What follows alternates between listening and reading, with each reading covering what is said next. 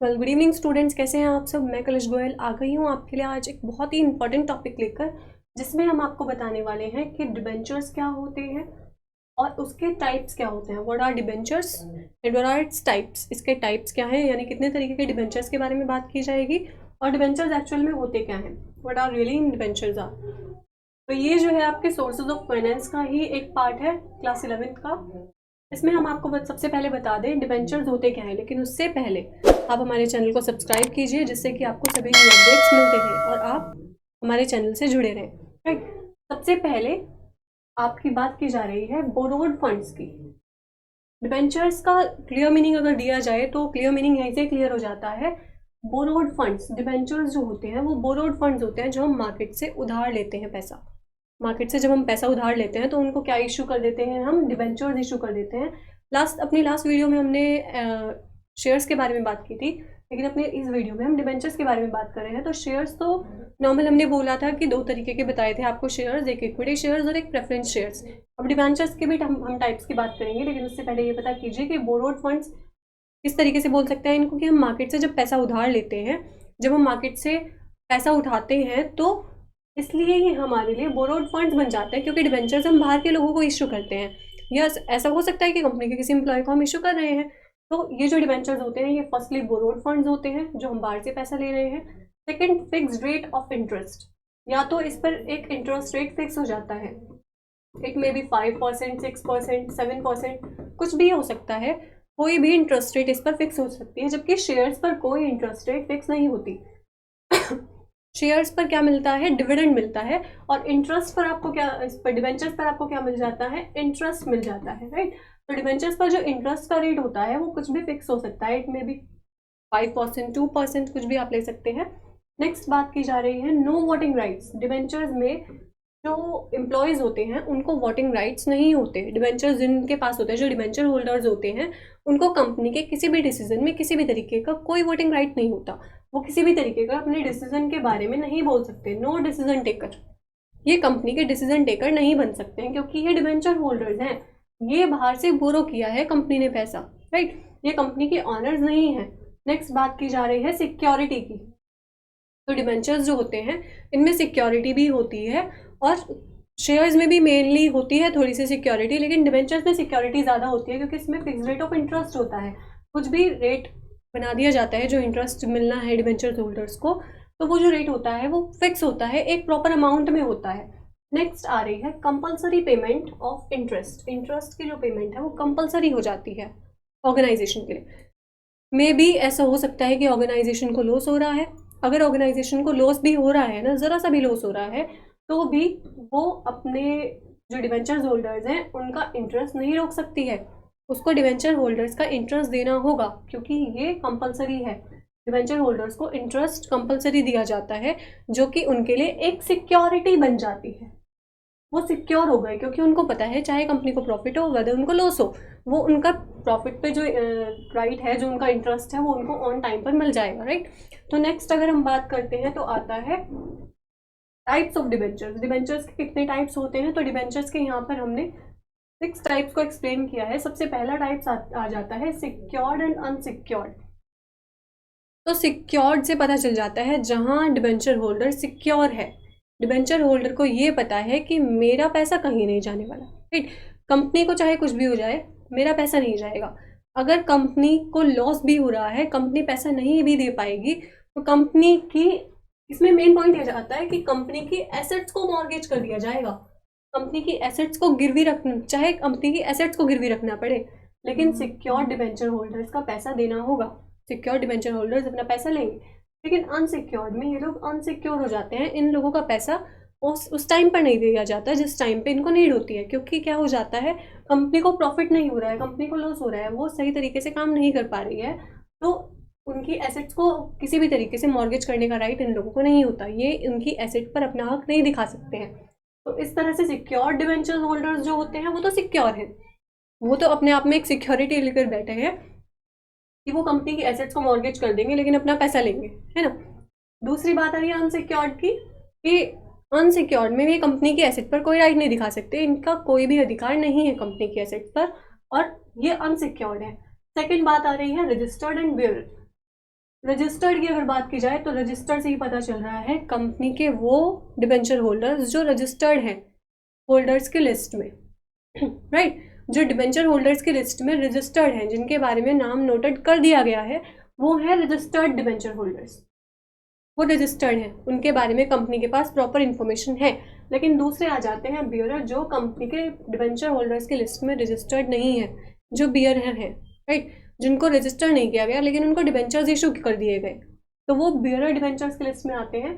ये रजिस्टर्ड होते हैं, इनका रजिस्ट्रेशन होता है कंपनी के पास, इनकी सारी इन्फॉर्मेशन कंपनी अपने पास रखती है, और बियरर वालों की कंपनी इन्फॉर्मेशन नहीं लेती, बियरर वालों की इन्फॉर्मेशन कंपनी के पास नहीं होती। थर्ड अगर बात की जाए तो आ रही है कन्वर्टेबल और नॉन कन्वर्टेबल। तो कन्वर्ट का मतलब होता है बदल लेना, राइट बदलने से ही ये बात क्लियर हो रही है कि क्या चीज़ बदली जाएगी। अब है क्या, डिबेंचर्स, बात किस बारे में हो रही है, डिबेंचर्स के बारे में, तो ऑब्वियसली डिबेंचर्स ही बदले जाएंगे। अब डिबेंचर्स को हम किन चीज़ों में कन्वर्ट कर सकते हैं, इसको कर सकते हैं हम शेयर में कन्वर्ट, डिबेंचर्स को कन्वर्ट किया जा सकता है शेयर्स में। तो जो कन्वर्टेबल डिबेंचर्स होल्डर्स होंगे, जिनके पास राइट होगा कन्वर्टेबल वाला, वो अपने डिबेंचर्स को शेयर्स में कन्वर्ट कर सकते हैं, वो अपने डिबेंचर्स को शेयर्स में बदल सकते हैं, राइट वो कंपनी के में भी शेयर्स परचेज कर रहे हैं तो वो डिबेंचर्स को कन्वर्ट करके अपने शेयर्स ले लेंगे, राइट। नॉन आते हैं, दूसरे आते हैं नॉन कन्वर्टेबल, जो कंपनी के डिबेंचर्स को शेयर में कन्वर्ट नहीं कर सकते। ये वो डिबेंचर होल्डर्स होते हैं जिनके पास ये राइट नहीं है कि वो डिबेंचर को बदलकर शेयर ले ले, ठीक है।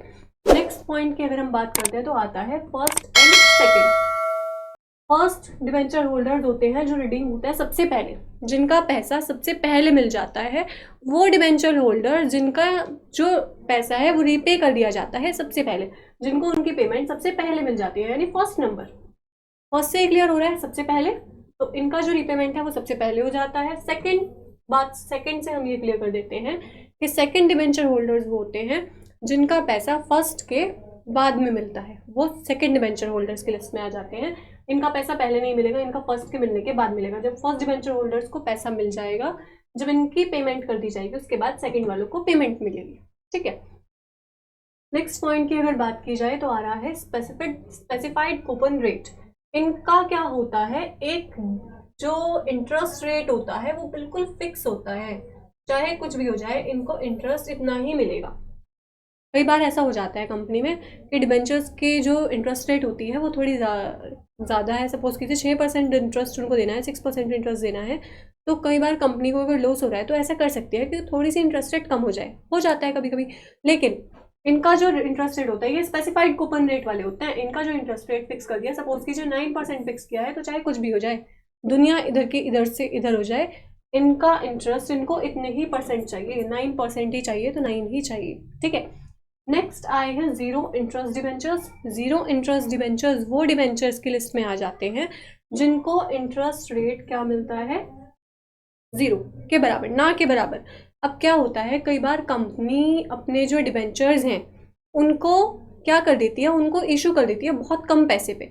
सपोज करो कि कंपनी एक डिबेंचर 100 रुपीज़ का अगर इशू कर रही है, अगर कंपनी एक डिबेंचर 100 रुपीज़ का इशू कर रही है, और नॉर्मल ये तो नॉर्मल डिबेंचर है, नॉर्मल डिबेंचर का प्राइस है, लेकिन अगर वो जीरो इंटरेस्ट डिबेंचर करेगी इशू, तो वो एक डिबेंचर कितने में इशू करेगी, सपोजिवली वो अगर 100 का कर रही है तो ये 20 हो सकता है, एक में भी, या 30 40 कुछ भी हो सकता है, लेकिन कम प्राइस होगा, क्योंकि ये जीरो इंटरेस्ट डिबेंचर्स हैं, इन पर इंटरेस्ट जो होता है वो बहुत कम होता है, इन पर इंटरेस्ट डिबेंचर्स पर ज़्यादा नहीं दिया जाता, इसीलिए कंपनी इनको कम रेट पर इशू कर देती है। यानी सबसे शुरुआत में जब कंपनी डिबेंचर्स इशू करेगी तो जीरो इंटरेस्टेड डिबेंचर्स को वो बहुत कम पैसों में इशू करेगी, बहुत ही कम अमाउंट पर, एक बिल्कुल लेस अमाउंट जैसे कह सकते हैं, जैसे मैंने बताया 100 और 10 का रेशो ले सकते हैं, 100 और 20 30 कितना भी, लेकिन कम पैसे पर ये इनको इशू करेगी, और जो इंटरेस्ट रेट होगा वो भी कम होगा। वही बात यहाँ पर आ जाती है, यहाँ पर इंटरेस्ट रेट ज़्यादा है स्पेसिफाइड कूपन में या नॉर्मल डिबेंचर्स जो है, लेकिन जीरो इंटरेस्ट डिबेंचर्स में अगर स्टार्टिंग में कंपनी कम पैसे में डिबेंचर्स दे रही है तो वो इंटरेस्ट भी तो उसको कम दे रही है ना, इंटरेस्ट भी तो 2-3% ही दिया जाएगा ना, इंटरेस्ट भी उसके अकॉर्डिंग होगा। तो अब तक के अपने टॉपिक में हमने क्लियर की है ये सारी चीज़ें, आपको ये सारी बातें। डिबेंचर्स क्या होते हैं, डिबेंचर्स एक बोरोड फंड्स होते हैं जो जिसमें कि एक फिक्स रेट ऑफ इंटरेस्ट होता है। अगर इसकी डेफिनेशन क्लियर करनी है या इसके बारे में मीनिंग लिखना है तो आप इन फीचर्स से ही लिख सकते हैं। थोड़ी सी अपने लॉजिक्स लगाइए, लॉजिक्स के अकॉर्डिंग आप लिखेंगे debentures are the borrowed funds that having a fixed rate of interest. ये एक बोरोड फंड्स हैं जिनके पास एक फिक्स रेट ऑफ इंटरेस्ट होता है and there is no voting rights. इनके पास किसी भी तरीके का कोई वोटिंग राइट नहीं होता। Having the security with the compulsory payment of interest. हो गया मीनिंग क्लियर?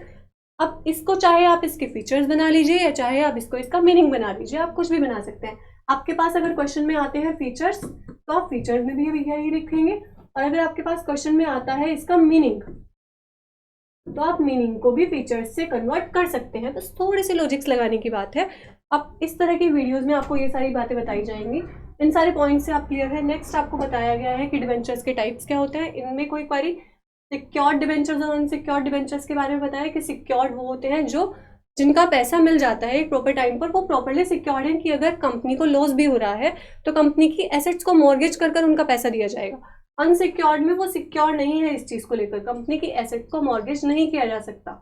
रजिस्टर्ड में रजिस्टर्ड होते हैं डिबेंचर्स जिनका रजिस्ट्रेशन करवा दिया जाता है। कन्वर्टेबल और नॉन कन्वर्टेबल बताया गया है जिसमें आप डिबेंचर्स को शेयर में कन्वर्ट कर सकते हैं, और नॉन कन्वर्टेबल में आप डिबेंचर्स को शेयर में कन्वर्ट नहीं कर सकते।